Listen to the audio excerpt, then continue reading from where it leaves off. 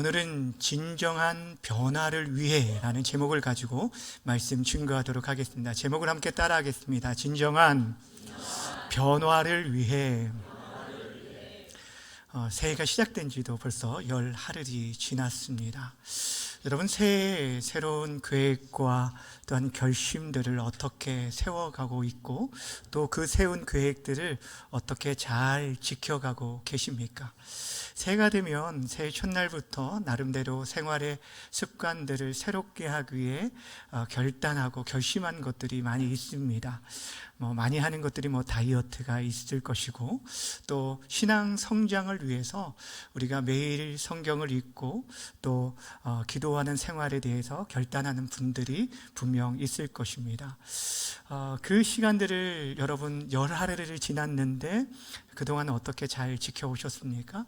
아마 많은 분들이 분주함 가운데 또 일상으로 돌아가고 또 작심삼일로 그 결단들이 무너진 분들도 아마 계실 수도 있고, 아예 처음부터 나는 매해 또 실패하는데 올해는 아예 결심하지 않으리라 라고 새롭게 결심한 분들이 계실지도 모르겠어요.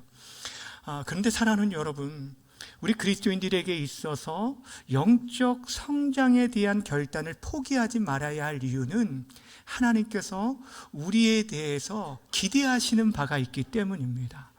하나님은 우리 모든 그리스도인들이 예수 그리스도를 닮아가기를 원하고 그분의 뜻을 따라 이 땅 가운데 살아가기를 원하신다라는 것입니다. 그러기에 우리가 우리의 삶 속에서 계속적으로 영적 성숙을 위해 결단하며 또 세워가며 나아가야 한다라는 것이에요.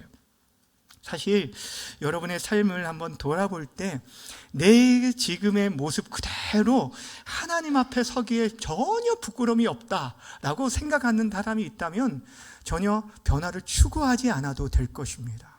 그런데 그렇지 않다라고 한다면 우리는 주님께서 우리를 부르시는 날까지 계속해서 성장하기 위해 변화를 추구하며 나아가야 한다라는 것이에요. 누구를 닮기까지요? 예수 그리스도를 닮기까지, 그분의 장성한 분량에 이르도록 우리는 계속 성장해 나아가야 한다는 거예요. 여러분, 예수님을 믿는다는 것은 단순히 죄사함을 받는 것으로 끝나는 것이 아니라 하나님의 자녀로서 우리들이 거룩함과 성숙을 이루어 가야 합니다. 왜냐하면 이 일이 우리 개인의 만족을 뛰어넘어서 여러 이웃들과 열방을 회복시키는 일이기 때문입니다. 다시 말씀드리면 여러분들이 변화되어질 때 여러분의 가정이 변화되고 여러분의 자녀들이 변화되어지고 공동체와 또 이 나라, 이 민족이 변화될 수 있기 때문입니다. 여러분, 작은 변화인 것 같지만 그렇지 않다라는 거예요. 나비 효과를 아실 거예요. 여러분, 남태평양에서 그 나비의 날개짓 하나가 태풍을 일으키는 것처럼 여러분의 작은 변화의 모습들이 결국에 공동체와 이 나라 민족의 영적 기류를 새롭게 할 줄 믿으시길 바랍니다. 사도 베드로는 그의 서신서에서 우리가 어느 정도 변화되어야 할지를 이렇게 말씀해 주셨습니다. 베드로전서 1장 15절 말씀 함께 읽겠습니다. 시작. 오직 거룩한 이처럼 너희도 모든 행실에 거룩한 자가 되라. 아멘. 우리를 부르신 분이 하나님이신데 그 하나님의 거룩하심처럼 우리의 모든 행실이 거룩해질 것을 요구하고 있다라는 것입니다. 그러게 여러분, 변화라는 것은 결국에 선택이 아니라 필수라는 것을 말해주고 있는 것입니다. 그런데 문제는 사실 우리가 변화되는 것이 결코 쉽지 않다라는 것이에요. 우리 안에 있는 죄의 그 본성이 남아있기 때문에 우리들이 변화되어진다는 거 결코 쉬운 일이 아닙니다. 위대한 복음전도자 사도 바울 또한 뭐라고 얘기했냐면, 오라 나는 공고한 자로다 라고 하면서 선을 행하길 원하는 자신 안에 악을 행하는 그런 이중적인 모습이 있다고 말하고 있어요. 사실 여러분, 우리 안에도 마찬가지로 이 두 가지 모습들이 있는 것을 보게 됩니다. 공존합니다. 어떤 마음이냐면 내 삶 속에 변화되고 싶은 그런 열망이 있는가 하면 지금대로 그냥 편하게 있는 그냥 이 모습대로 살아가고 싶은 그런 안주하고 싶은 마음이 있다라는 것이에요.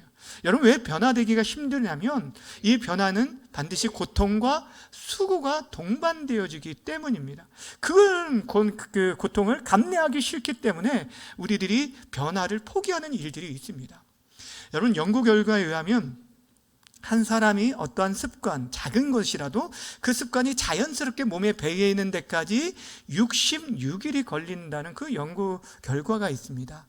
영국의 필리파 렐리라는 박사가 발표한 것인데, 그러니까 한 사람이 자신의 행동을 바꾸는 데 있어서 그것이 자연스럽게 몸에 배어 나오기까지가 보통 66일이 걸린다는 거예요. 이건 무엇을 말씀해 주냐면, 여러분, 우리의 삶에 작은 변화를 이루는 것이 굉장히 어렵다는 거예요. 많은 시간과 수고가 따른다는 것을 말해주고 있는 것입니다. 여러분, 우리의 삶이 그렇게 변화되는 것이 어렵다, 쉬운 일이 아니라는 거예요. 그래서 이 렐리 박사가 우리의 삶의 변화를 위해서 조언을 해줬는데, 하나는 무엇이냐면 작은 행동부터 시작하라는 거예요. 그러니까 큰 어떤 변화에 대한 도전이 아니라, 예를 들면 내가 매일 1시간씩 운동하겠다라는 이런 계획보다는 내가 매일 아침 10분씩 걷겠다라는 행동 가능한, 실천 가능한 그런 작은 행동부터 시작하라라고 얘기하고, 또 한 가지는 무엇이냐면 때로는 그 계획들이 실패했을지라도 다시 시작하는 것이 중요하다라고 얘기했습니다. 여러분, 우리 영적 성장에도 마찬가지예요. 우리들이 한순간 영적 성장을 이룰 수 없고 많은 인내와 시간들이, 노력이 필요하기 때문에 여러분, 우리가 계속적으로 작은 것부터 실천해 나아가길 바라는데, 여러분, 실패했어도 다시 한번 하시길 바랍니다. 누군가 그런 얘기를 하더라고요. 작심삼일을 이렇게 100번만 하면은 1년이 지나간다라는 얘기를 하기도 합니다. 사랑하는 여러분, 그렇다면 우리들이 진정 변화된 삶을 살기 위해서 어떻게 해야 할까? 우리 삶에 필요한 삶의 자세가 무엇인가? 오늘 본문을 통해서 3가지를 간단하게 살펴보려고 합니다. 첫 번째는, 우리가 변화되기 위해서는 먼저 방향이 중요한데, 그 방향을 찾기 위해서 하나님의 뜻을 바르게 분별하는 것이 필요하다는 것이에요. 15절 말씀 함께 읽겠습니다. 시작. 그런즉 너희가 어떻게 행할지를 자세히 주의하여 지혜 없는 자 같이 하지 말고 오직 지혜 있는 자 같이 하여.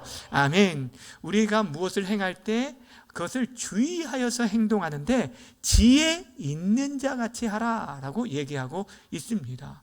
지혜 없는 자의 특징은 어둠 가운데 있기 때문에 그가 좌우를 분별하지 못한다는 거예요. 무슨 말이냐면 무엇이 선하고 무엇이 옳은지 분별하지 못하기에 늘 방황하게 되어진다는 거예요. 그런데 여기서 말하는 지혜 있는 사람이라는 게 여러분 어떤 사람입니까? 많이 배우고 많이 아는 사람을 말하는 것이 아니라는 거예요. 성경에서 말하는 지혜로운 자는 하나님을 경외하는 자로서 그가 무엇이 올바른지를 바르게 판단할 수 있는 능력을 가진 사람, 이런 사람이 바로 지혜 있는 자예요.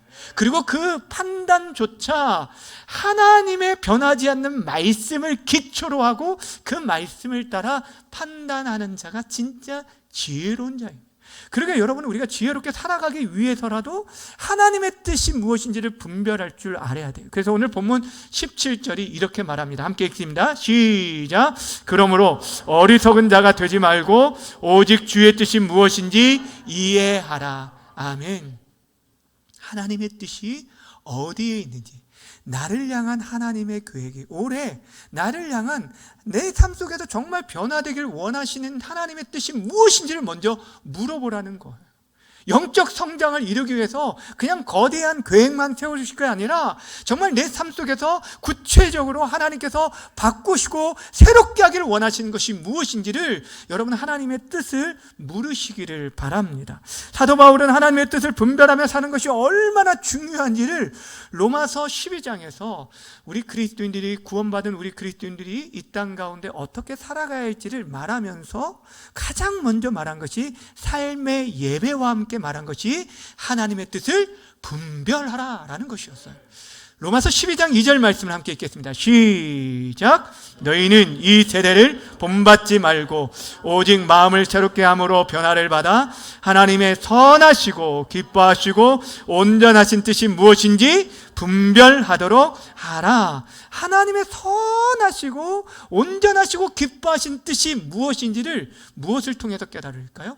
말씀을 통해서 깨닫고 그 방향을 세우고 나아가라는 거예요. 여러분, 배가 나침판이 없이 항해를 하게 된다면 어떻게 되어질까요? 여러분, 앞으로는 나갈 수 있을지 모르지만 시간이 지나면 이 배는 포로할 수밖에 없습니다. 당황할 수밖에 없다는 거예요.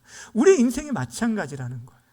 우리 삶이 하나님의 뜻에 분별하고 살아가지 않고 그 하나님의 말씀에 온전히 기준이 세워지지 않으면 사람들이 생각하는 트렌드를 쫓아서 살아가게 되어져요. 사람들이 이 길이 옳다라고 하면은 다들 넓은 길로 가려고 한다는 거예요. 내 경험과 사람들의 가치, 세상의 가치에 내 마음이 전복되어 빠져서 그렇게 허탄한데 결국 굴복하며 살아갈 수밖에 없다라는 것입니다. 그러기에 올 한 해 여러분이 진정한 변화를 경험하길 원한다면 먼저 나를 향한 하나님의 뜻이 무엇인지를 분별할 수 있으시기를 바랍니다. 그 모든 것이 하나님의 말씀에 뿌리를 두어야 돼요. 그러기 위해서 우리들이 하나님의 말씀을 묵상해야 돼요. 하나님의 말씀을 읽어야 할 이유가 여기에 있는 거예요. 그렇다고 해서 여러분 내가 새해 매일 1시간씩 성경 읽겠다라는 이런 결단보다는요, 여러분이 한 구절이라도, 정말 한 문장이라도 여러분들이 하나님의 말씀을 통해서 이 말씀이 나에게 주시는 메시지가 무엇인가를 여러분이 깨달을 수 있었으면 좋겠고, 또 하나님의 뜻을 매일 물으면서 잠시라도 기도했으면 좋겠어요. 여러분, 단순히 나의 필요를 위한 기도가 아니라 하나님, 내가 오늘 어떤 모습으로 살아갈까요? 라고 성령님의 음성을 들으면서 귀 기울이며 나아가시기를 바랍니다. 그래야 할 때 하나님께서 여러분에게 선명한 하나님의 뜻을 보여주실 것입니다. 사랑하는 여러분, 이처럼 하나님의 뜻을 분별하는 삶이야말로 진정으로 지혜로운 삶입니다. 그 삶은 단순히 여러분 자신만을 변화시키는 것이 아니라 여러분의 주위, 여러분의 그 주변에 있는 여러분의 자녀들까지 변화시키는 귀한 통로로 사용되게 되어질 것입니다. 그런 은혜가 올 한 해 새해에 있어지기를 주님의 이름으로 간절히 축원합니다. 두 번째, 진정한 변화를 위해서 우리에게 주어진 시간을 귀하게 여기고 아끼라는 것입니다. 오늘 16절 말씀 짧지만 함께 읽겠습니다. 시작. 세월을 아끼라, 때가 악하니라. 아멘. 사랑하는 여러분, 시간은 하나님께서 우리에게 주신 선물인 줄 믿으시길 바랍니다. 여러분, 우리에게 주어진 시간, 이 선물인데 이것이 무한정으로 주어진 선물이 아니에요. 제한된 기회라는 것입니다. 그러게 이것들을 우리가 얼마나 잘 사용해야 하는지, 사실 원문에 보면 세월을 아끼라라는 이 단어는 시간을 건져 올리라는 거예요. 그냥 시간을 지나쳐 버리지 말고 하루의 시간을 나의 것으로, 나의 귀한 것으로 건져 올리라라고 말하고 있습니다. 왜 시간을 아끼라라고 얘기합니까? 그 시간을, 왜 주어진 시간을 선용하라고 말하냐면 때가 악하기 때문이라고 얘기하고 있어요. 여러분, 당시 이 편지를 받는 에베소 지역은 우상숭배와 부도덕이 만연했던 지역입니다. 한마디로 말하면 신앙생활하는 데 있어서 굉장히 어려운 환경이었다라는 것이죠. 근데 사실 그때나 지금이나 그런 우리의 상황들은 별 다를 것이 없습니다. 우리가 어느 때든 여러분 신앙생활하기 좋은 때는 사실 없습니다. 늘 우리를 유혹하고 하나님과 멀어지게 하는 일들이 많이 있다라는 거예요. 그럴 때 여러분, 그런 어려운 상황 속에서 우리에게 늘 기회가 주어진 것이 아니기 때문에 그 시간들을 아껴 사용하라는 거예요. 여러분, 이렇게 편하게 예배할 수 있는 것이 늘 주어지는 것이 아니라는 거예요. 내일은 우리가 알 수 없기 때문에 주어진 시간을 아끼고 영적 성장을 위해서 애쓰고 수고할 것을 말해주고 있는 것입니다. 또한 여러분, 때가 악하다라는 것은 하나님의 심판의 때가 가까웠다는 것을 말해주고, 우리들이 하나님 앞에 서야 할 때가 있다는 것을, 가까워왔다는 것을 말해주고 있습니다. 그렇다면 여러분, 여러분에게 주어진 그 시간을 여러분 지금 어떻게 보내고 계십니까? 여러분 한번 정직하게 한번 돌아보세요. 여러분에게 주어진 하루를 내가 지금 어떻게 보내고 있는지. 여러분 어제 하루를 여러분은 어떠한 시간으로 보내오셨습니까? 우리가 보통 그리스도인들이 토요일은 예배일이라고 말합니다. 주일을 준비하는 시간으로 여러분 하루를 보내셨습니까? 불필요하게 낭비하여 보낸 시간은 없습니까? 여러분들이 손에 잡고 있는 핸드폰을 보는 시간과 TV와 유튜브를 유튜브를 보는 그 시간들이 여러분 굉장히 짧은 시간처럼 보이지만 그것을 다 한번 잘 지켜보면 여러분의 하루에 굉장히 큰 부분을 차지할 수 있다는 거예요. 여러분 주의하시길 바랍니다. 우리에게 시간이 늘 무한정으로 주어진 것이 아닙니다. 그러게 이 시간들을 잘 조절하기 위해서 하루의 시작을 하나님과 함께 계획하며 시작해야 돼요. 하루를 기도로 열고 오늘 나를 통해서 하나님이 일하실 것이 무엇인지, 그리고 우선순위를 정하세요. 하나님과 교제하는 시간, 또 가정과 가족들과 보내는 시간, 이것을 가장 큰 우선순위로 보내고 시간을 정하고 급한 일에 쫓겨 생활하는 것이 아니라 중요한 일들을 먼저 여러분들이 잘 우선순위를 두고 행하셔서 이 시간들을 보내시고, 또 하루의 마침도 여러분이 핸드폰과 인사하지 마시고 마지막 인사를 뭘로 인사하냐면 하나님께 감사로 기도하시면서 또 하루를 반성하면서 내일을 준비하면서 하루를 마감하시기를 주님의 이름으로 부탁드립니다. 사랑하는 여러분, 이러한 작은 변화들이 쌓일 때 우리의 모든 삶이 정말 하나님께 영광 돌릴 수 있는 귀한 도구로 쓰임받게 되어질 것입니다. 여러분, 우리들이 기억해야 할 것은 오늘이라는 이 주어진 시간은, 이 선물은 여러분 우리에게 주어진 사명이에요. 다시 말하면 오늘 우리에게 생명을 주셨다 라는 것은 우리에게 무엇이 있다는 거예요? 사명이 있다라는 것입니다.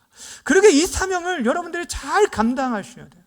나에게 있어서 나는 벌써 은퇴한 나이고 나이도 많고 내가 무슨 더 변화를 추구할 수 있겠는가라고 말할지 모르지만 여러분, 아닙니다.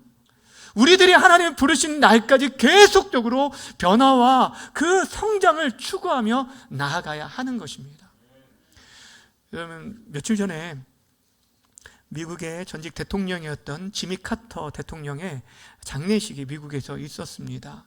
100세의 나이에 하나님의 부르심을 받으셨는데, 이 지미 카터 대통령은 미국 사람들에게 있어서 전직 대통령 중에 가장 존경받는 대통령으로 뽑히는데, 그분의 삶과 그분의 신앙과 인격이 굉장히 본받을 만한 그런 분이셔요. 우리들이 알고 있듯이 이분이 대통령직을 마치고 나서 그의 남은 생활을 어디에 많이 집중했냐면 헤비타트 운동 아시죠? 그러니까 집 없는 사람들에게 집을 만들어주는 일들, 이거를 위해서 여러분 그 나이에, 여러분 대통령 출신이에요. 근데 목수일을 배워서 그 일에 직접 봉사하며 나아가셨어요.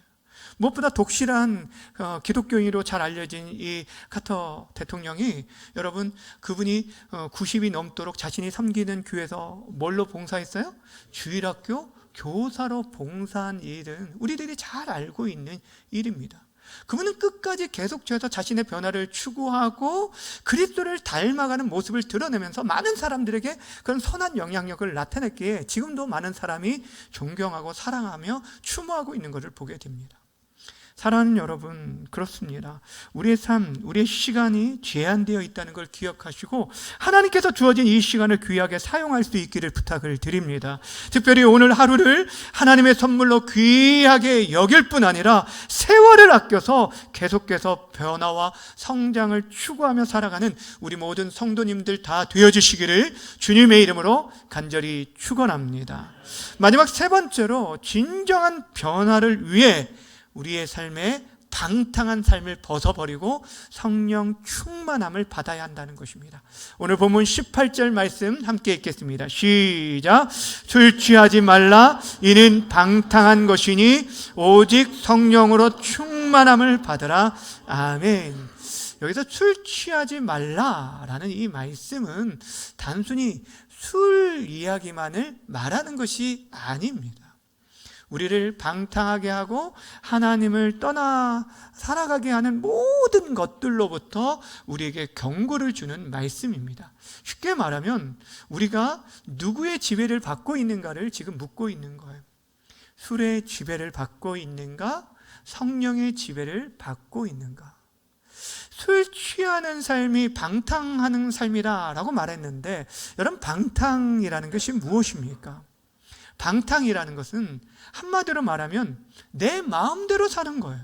내 욕망에 이끌리는 대로 행동하는 것이 바로 방탕입니다. 그 방탕의 삶은 어떠한 질서도 도덕도 어떠한 규범도 없습니다. 내 욕심이 이끌리는 대로 살아가는 사람, 이런 사람에게는 어떠한 변화와 성장을 기대할 수 없고 오히려 뒤로 퇴보하는 삶을 살 수밖에 없는 것입니다. 특별히 여러분이 이 술을 방탕과 연결해서 우리에게 말해주고 있는 것은, 여러분 술 취해 보신 분을 보신 적이 아마 있을 거예요. 그러면 어떻습니까?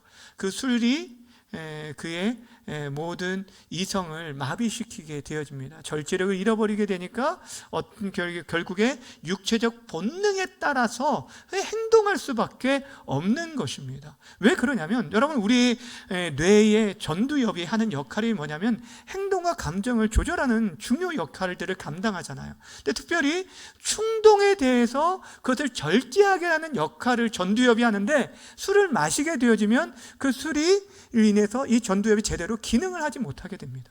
그러니까 우리가 술을 취하는 일들이 결국에 방탕한 일로 빠지고 우리를 죄악의 길로 몰아가는 것들을 보게 되어집니다. 그러게 사랑하는 여러분, 우리가 진정한 변화를 이루기 위해서는 우리의 삶 속에 그렇게 하나님을 떠나게 만드는 방탕한 삶을 과감하게 내어 버려야 하는 것입니다. 자신의 욕망과 세상의 유혹을 따르는 삶, 그것이 발목을 잡아서 여러분의 성장을 막기 때문에 여러분 철저하게 여러분들이 무엇 때문에 걸려 넘어지는지 여러분 한번 보세요. 내가 말로 실수를 잘하게 된다면 내 입술에 파수꾼을 세워야 돼요. 그리고 내 삶 속에서 누구를 만나면 내가 쉽게 그렇게 유혹에 빠지고 또 잘못된 행동을 하게 되어진다라고 한다면 그 사람을 피하셔야 돼요. 여러분의 시간대, 어떤 장소, 이런 모든 것들 속에서 내가 보는 것들, 내가 만나는 것들, 이런 삶의 습관 속에서 분명히 여러분을 무너지게 하는 그런 패턴이 있다는 거예요. 그것들을 여러분 과감히 버리시기를 바랍니다. 그것이 여러분이 살 길이에요. 회복되어질 거예요. 여러분 언제까지 하나님이 주신 그 기회들과 그 귀한 은사들을 여러분 마음껏 활용하지 못하고 하나님 주신 그 풍성한 복을 누리지 못한 채 그냥 건건히 살아가다가 구원만 받겠습니까? 아니라는 거예요. 여러분, 우리에게 구원이 예비되어 있다 할지라도 이 땅에서 하나님의 그 풍성한 삶을 살기 위해서 여러분의 삶의 죄의 문제를 잘 제거하시기를 바랍니다. 그러기 위해서 방탕한 삶을 벗어버려야 돼요. 사랑하는 여러분, 기억하시길 바랍니다. 하나님이 사용하시는 사람은요, 힘 있는 자가 아닙니다. 능력 있는 자가 아니에요. 자기를 비워 깨끗게 하는 자를 사용하실 줄 믿으시길 바랍니다. 거룩함으로 준비되는 자를 하나님께서 사용하십니다. 저는 여러분들이 경건한 습관으로 잘 무장되어지기를 부탁을 드립니다.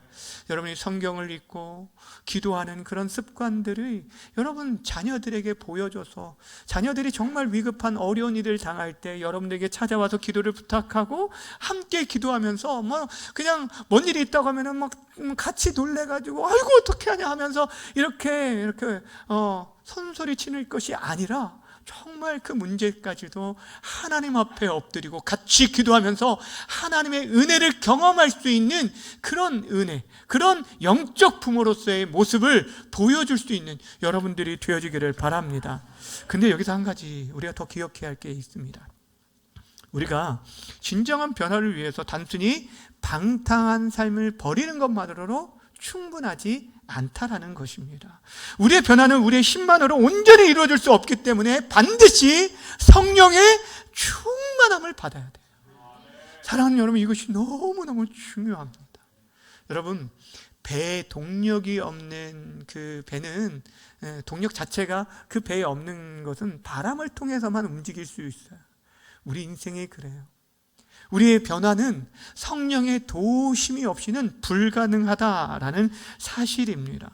사랑하는 여러분, 한번 생각해 보세요. 여러분들이 지금 삶 속에서 무엇에 사로잡혀 살고 있는지. 오늘 술 취하지 말라라고 했는데 내가 술에 취하지 않았다라고 할지라도 여러분들이 지금 물질에 취해 살아가고 있지 않는지, 사람의 인정받기에 더 몰입하여서 정말 내 내면을 가꾸고 내 심령을 가꾸기보다 겉사람만 그럴듯하게 그냥 그런 보기 좋은 그리스도인으로 살아가고 있지 않는지 정직하게 돌아보시길 바랍니다.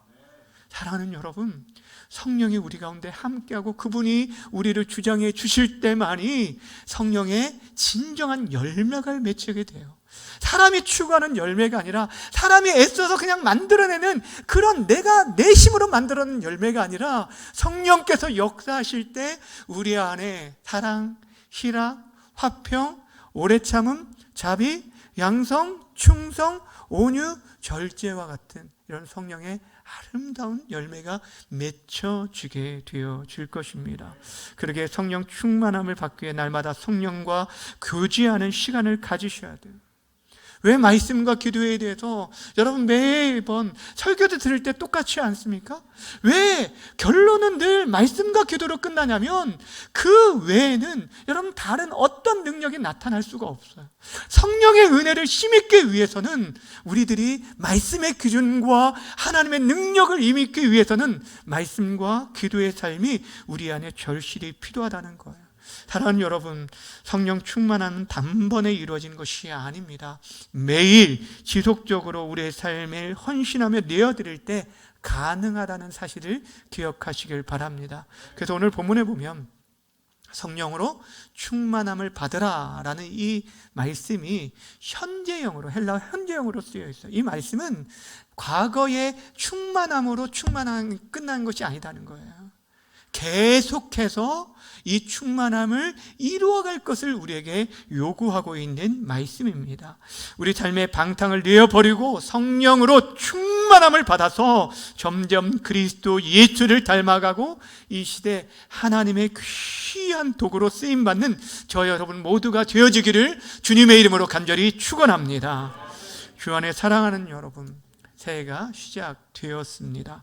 여러분은 어떠한 계획과 결심을 가지고 지금 나아가고 계십니까? 영적 성장을 위해서, 공동체를 세워가기 위해서 여러분, 내가 죽어주지 않으면 교회가 살아날 수 없습니다.